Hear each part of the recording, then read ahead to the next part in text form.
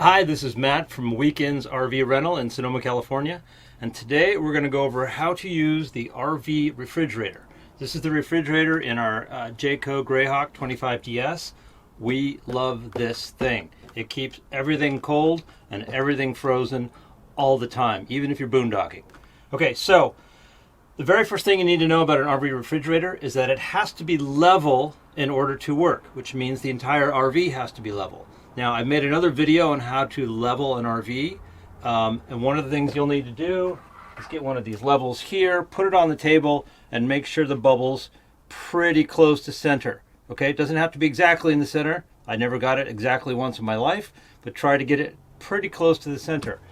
If your RV refrigerator is not working, it's probably because your RV is not level. Okay, the other thing you need to know, this works on both propane and electricity. Okay, so if you're plugged in to the electrical outlet at your RV park, use the electricity version. Why? Because electricity is free, you can use as much as you want, and it actually works just as well as the propane, whereas the propane is actually pulled from the LP tank that's attached to the RV, and there's only a limited amount of propane. So the only time you actually use propane is if you're boondocking and you don't have anywhere to plug in the outlet for the RV. Okay, so once you're plugged in or on propane, turn it on, and you'll see this little light come on.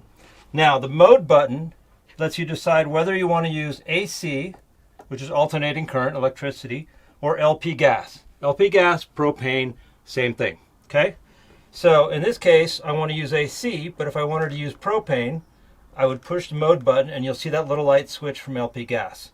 There's also an auto function, which determines whether or not it wants to use propane if it has a choice. I don't like to use it.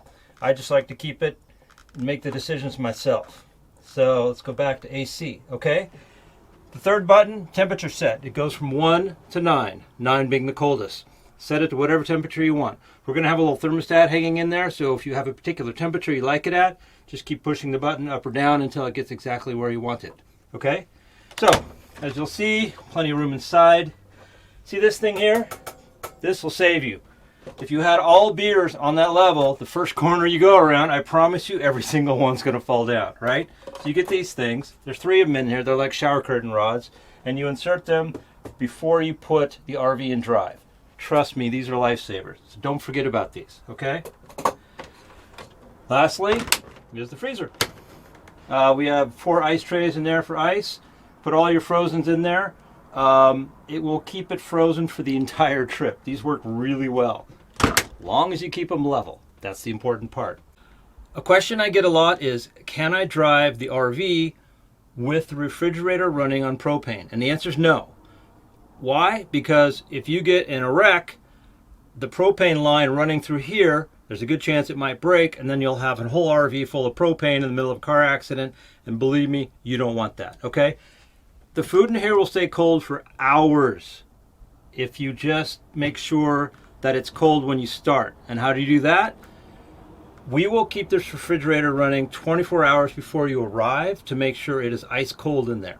Okay? So then just put your food in and try to keep your food as cold as you can. If you can bring it in a cooler, that's even better. So the colder you can get the food before you put it in, the faster this will get to the temperature you want it, and the longer it'll last. Okay?